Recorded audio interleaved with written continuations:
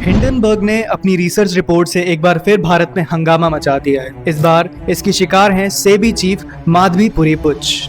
आइए जानते हैं क्या है पूरा मामला। 10 अगस्त को अपने नए खुलासे में हिंडनबर्ग ने सेबी प्रमुख माधवीपुरी बुच और उनके पति पर आरोप लगाया कि बरमूडा और मॉरिशस के उस फंड में इन दोनों ने निवेश किए जिसमें अडानी समूह के चेयरमैन गौतम अडानी के भाई विनोद अडानी ने पैसा लगा रखा है और उस फंड का इस्तेमाल अडानी ग्रुप भारत में अपने शेयर को मैनिपुलेट करने में कर रहा था। विसल ब्लोअर दस्तावेजों का हवाला देते हुए हिंडनबर्ग ने कहा कि माधवी बुच और उनके पति धवल बुच ने एक ऑफशोर फंड में हिस्सेदारी रखी थी, जहां गौतम अडानी के भाई जो अडानी समूह के अध्यक्ष हैं विनोद अडानी के सहयोगियों द्वारा पर्याप्त मात्रा में पैसा निवेश किया गया था। हिंडनबर्ग ने यह भी आरोप लगाया कि सेबी प्रमुख के पति real estate investment trust REIT से जुड़ी ब्लैकस्टोन में सलाहकार का काम कर रहे हैं और माधवी बुच के कार्यकाल में कई REIT को सेबी की मंजूरी मिली। इन इल्ज़ामों पर सेबी चीफ ने अपनी प्रतिक्रिया देते हुए कहा कि हिंडनबर्ग ने सेबी पर जो आरोप लगाए हैं उसका जवाब अलग से संस्था की तरफ से दिया जाएगा। उन्होंने कहा कि हिंडनबर्ग ने भारत के कई नियमों का उल्लंघन किया है, जिसे लेकर उन्हें कारण बताओ नोटिस जारी किया गया था। हिंडनबर्ग अब कारण बताओ नोटिस का जवाब नहीं देकर उनके चरित्र का हनन करने पर लग गया है, जो दुर्भाग्यपूर्ण है।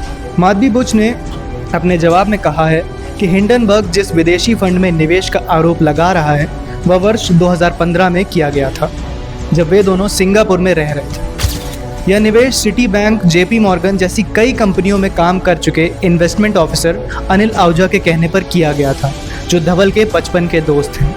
उन्होंने कहा कि आहूजा ने उन्हें आश्वस्त किया कि उनका निवेश अडानी समूह के किसी बॉन्ड या शेयर में नहीं किया गया था। अडानी ग्रुप ने भी रिपोर्ट के सारे आरोपों को बेबुनियादी बताते हुए स्टेटमेंट जारी किया है। इसमें कहा गया है कि इस रिपोर्ट में लगाए गए आरोप दुर्भावनापूर्ण और तथ्यों को जोड़ तोड़कर पेश किए गए हैं।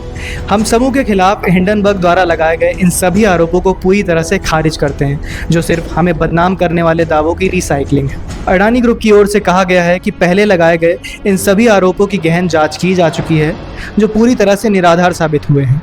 इन्हें सुप्रीम कोर्ट ने जनवरी 2024 में पहले ही खारिज कर दिया। हिंडनबर्ग की रिपोर्ट पर जारी अपने बयान में अडानी ग्रुप की ओर से दोहराया गया कि हमारा ओवरसीज होल्डिंग स्ट्रक्चर पूरी तरह से पारदर्शी है, जिसमें सभी तथ्यों और विवरणों को नियमित रूप से कई सार्वजनिक दस्तावेजों में प्रदर्शित किया जाता है। अडानी समूह का इस जानबूझकर बदनाम करने के प्रयास में बताए गए व्यक्तियों या मामलों के साथ बिल्कुल भी व्यावसायिक संबंध नहीं है।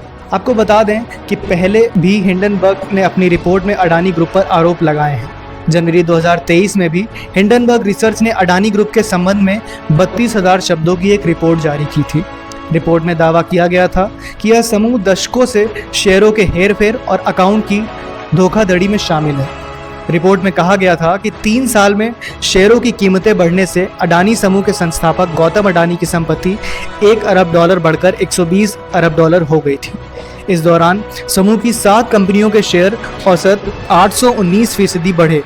रिपोर्ट के निष्कर्ष में 88 प्रश्नों को शामिल किया गया था। अब सवाल यह है कि क्या अडानी समूह सच में शेयर का मैनिपुलेशन कर रहा है? क्या सेबी चीफ भी इसमें शामिल है? इस रिपोर्ट के आने से क्या शेयर मार्केट पे कुछ असर पड़ेगा? क्योंकि पिछली बार जब हिंडनबर्ग ने अपनी रिपोर्ट निकाली थी तो अडानी समूह को काफ़ी नुकसान सहना पड़ा था। आगे की अपडेट्स के लिए जुड़े रहें फैला न्यूज़ के साथ। शुक्रिया आपका।